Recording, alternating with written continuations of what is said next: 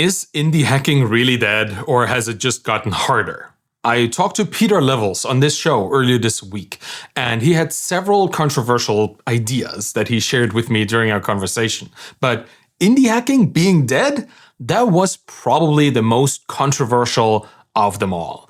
Welcome to the Bootstrap Founder. Today, we will dive into what is a pretty meaningful and identity-creating term for us digital entrepreneurs, the life and death of indie hacking.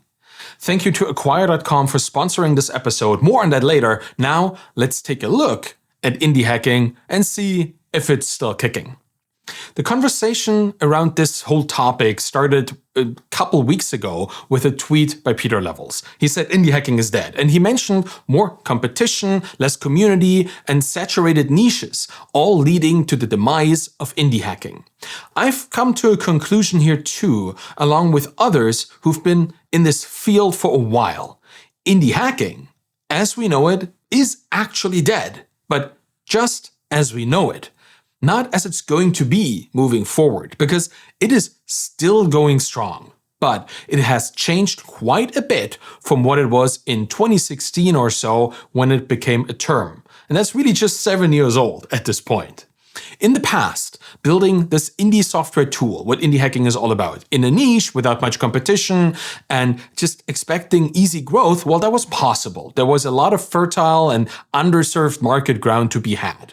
That easy way, that is dead now. There may still be unexplored corners and niches in the market, but the way to go about it has changed significantly.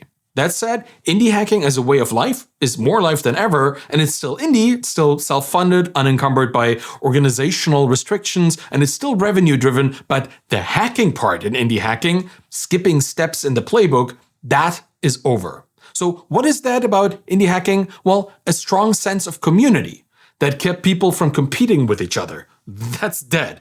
If it ever truly existed, it's gone now. Nowadays, people are more likely to clone each other's work after sharing it on Twitter or something, or discussing it there than ever before. Most successful indie hackers see copycat attempts on a weekly basis. What protects them against this army of clones, the clone army, is having figured out distribution. People like Pieter Levels, who I talked to on the podcast about the death of indie hacking, succeed by building in public, experimenting with ideas, sharing their progress, and building an audience around themselves as entrepreneurs, not just their businesses.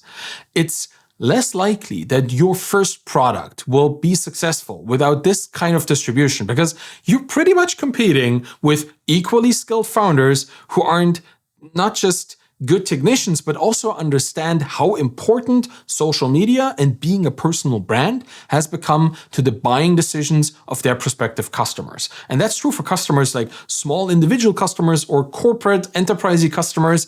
It matters who we buy from much more than it did in the past. If you build an indie business in a kind of hype-based field like AI or audience building, your competition is extremely strong. And you have no technical advantage here because you're effectively building on somebody else's platform. OpenAI or Twitter or Shopify, you depend on a much bigger business to run your own on. And they don't really care much about you, those platforms. They will allow you to work with them, but they're not going to go out of their way to promote your thing. You need your own distribution to be successful. And this reminds me of Rob Walling's stair-stepping approach. He suggests to start small, with tiny projects and plugins before building a larger product, a SaaS, or building a portfolio along the way. And more importantly, building this feeling and a platform for distribution that you need for this. And funnily enough, Rob introduced this concept of stair-stepping in 2015, before indie hacking was a big thing or thing at all. Back to the basics, I guess. Indie hacking has matured along the way. It is now indie entrepreneurship rather than hacking your way into growth. The hacking part, that has diminished. Growth hacks in general are so common now that they're nothing special anymore. They're really not even hacks. They're just somebody else's playbook. And we have books too, right? Guides to indie hacking exist, and I have written several of them myself, and many people follow them as strategies for building businesses and legacies. So what else does indie hacking require now, other than distribution? Well, more than ever before, it requires a specialized niche. you must be specific in your choice of market because you're going to be competing with other indie hackers who may be more nimble in serving their customers or quicker to build their products. The only advantage that will be hard for them to emulate is your expertise. So indie hacking isn't for those without prior experience anymore. Even if you're an experienced developer, that doesn't guarantee success in building a software business. It doesn't even mean that you will succeed in building developer tools as your product. You have to be extremely specific and knowledgeable in what you want to solve and who this will help. This is now a requirement, not a nice to have anymore. Before you start coding your indie software product, you need to gain experience in the industry that you care about and where you solve problems. You need to understand its dynamics, the politics, the needs, the regulations, everything that shapes the ecosystem. Your advantage comes from your expertise in the field, because successful indie hackers usually have a large following or are experts in one particular field. The following tends to be a result of being an expert there. The best way to start both of these things when you're just starting out, well, and this is going to be disappointing, get a job. Learn from the expertise of people around you, and then share that learning journey with other people that are on the same trajectory as you are. Slowly build up the knowledge and reputation that will eventually end up being your distribution platform. Your first project is probably best a side project while you work a full-time, part-time, freelance, whatever kind of job in that industry.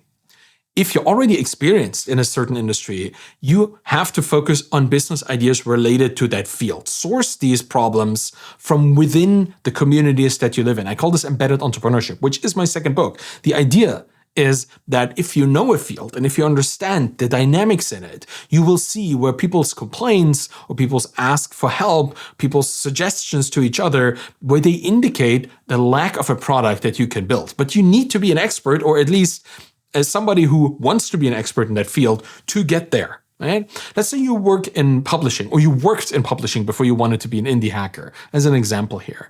If you want to start, well, look for platforms with plug-in compatible marketplaces like Shopify. For example, you could create a tool that helps publishers, your field of expertise, sell their books better on e-commerce platforms.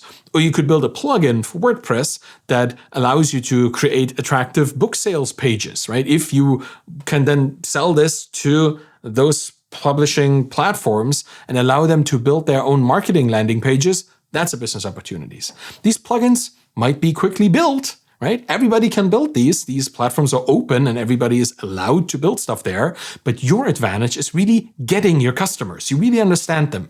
When you provide support, they will see this. They will feel this because you understand the underlying problems. And that's what they came to you for, a solution. They try to get a solution from you. And they will see that your expertise makes it easier for them to use. Sticky customer. That's the idea here. So yeah, indie hacking. It has changed quite a bit. You need both distribution and expertise now. But indie hacking in its core is still about solopreneurship and building a lifestyle business without outside dependencies. That has not changed. It's just not bootstrapping a SaaS business anymore.